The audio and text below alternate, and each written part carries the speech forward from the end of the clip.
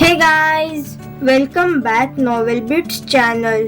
आप सुन रहे हैं मेरी कहानी childhood sweethearts part 10। Ekansh Nisha और अरवी को घर लेकर आता है और निशा को गोद में उठाकर घर के अंदर ले जाता है।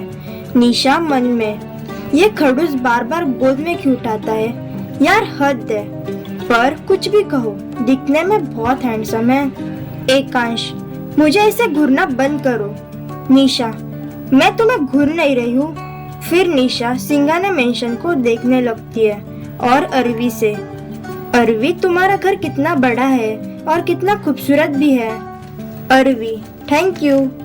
सिंघाना मेंशन बहुत बड़ा और आलीशान है, उसमें फाउंटेन भी है और साथ ही खूबसूरत सा बगीचा भी है। अब हमारी कहानी में आगे बढ़ते हैं। वो तीनों मेंशन के अंदर जाते हैं। वहाँ सब बैठकर बातें कर रहे थे। वो सब गेट की तरफ देखते हैं। आदित्य निशा को एकांश के गोद में देखकर घूरने लगता है। तब भी अंजलि जी एकांश से बोलती है, एकांश बेटा, जाओ निशा को रूम दिखाओ, वो थोड़ी देर आराम कर लेगी, फिर रक्षाबंधन की तैयारी भी करनी है। एकांश ओके बोलकर निशा को एक रूम में लेकर जाता है और उसे बेड पर सुला देता है और अपने कमरे में फ्रेश होने के लिए चला जाता है। ऐसे ही शाम हो जाती है। निशा उठकर बेड पर बैठ जाती है। तब भी वहाँ दो सर्वेंट्स आती है और निशा को फ्रेश होने में हेल्प करती है।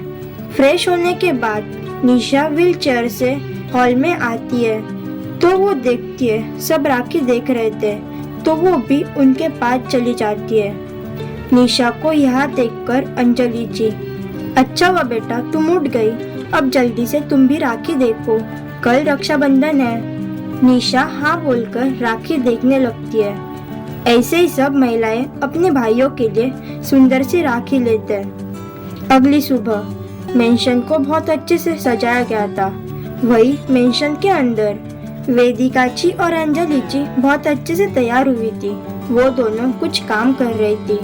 तब भी वहाँ अरुण जी और विक्रम जी आते हैं। विक्रम जी अंजलि जी से, अंजलि सारे बच्चे कहाँ है, कोई दिखाई नहीं दे रहा। तब भी वहाँ आदित्य, अनिरुद्ध और एकांश आते हैं। वो तीनों बहुत हैंडसम दिख रहे थे, किसी हीरो की तरह।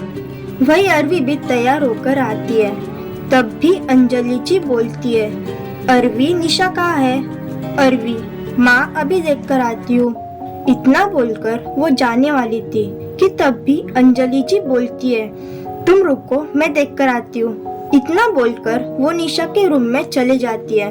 वही रूम में निशा रूम के बेड पर बैठी हुई थी। तब भी अंजलि जी आती है और निशा से बोलती है, तुम उठ गए बेटा, चलो मैं तुम्हें रेडी कर देती हूँ। निशा, नहीं आंटी, आप माँ को या सर्वेंट को बुला लो। अंजलि जी, बेटा मैं भी तो तुम्हारी माँ जैसी हूँ ना, अब चलो मैं तुम्हें रेडी कर देती हूँ। इतना बोलकर अंजलि जी सर्वेंट की हेल्प से निशा को रेडी करती है। निशा इस समय बहुत खूबसूरत दिख रही थी, बिल्कुल स्वर्ग से उतरी हुई परी की तरह। अंजलि जी निशा को बाहर ले जाती है। जैसे ही एकांश निशा को देखता है उसकी धड़कनें तेज हो जाती है और वो निशा को देखता ही रहता है। तब भी अनिरुद्ध बोलता है, ऐसे मिस ब्यूटीफुल को देखकर उसे नजर मत लगाओ। अनिरुद्ध की आवाज सुनकर एकांश होश में आता है और अनिरुद्ध को घूरने लगता है। एकांश के घूरने से वो सकपका जाता है और अंजलि जी से बोलता है, मॉम जल्दी से राखी का प्रोग्राम चालू कीजिए।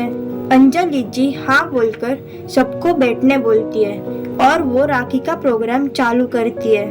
अंजलि जी अरुण जी को राखी बांधती है और वेदिका जी विक्रम जी को राखी बांधती है और विक्रम जी और अरुण जी अच्छे से गिफ्ट देते हैं। तब भी आदित्य, अनिरुद्ध और एकांश बैठ जाते हैं तो वहाँ कियारा और किरण भी आते हैं। किरण बोलता है, हमारे बिना ही फंक्शन स्टार्ट हो गया, ये गलत है।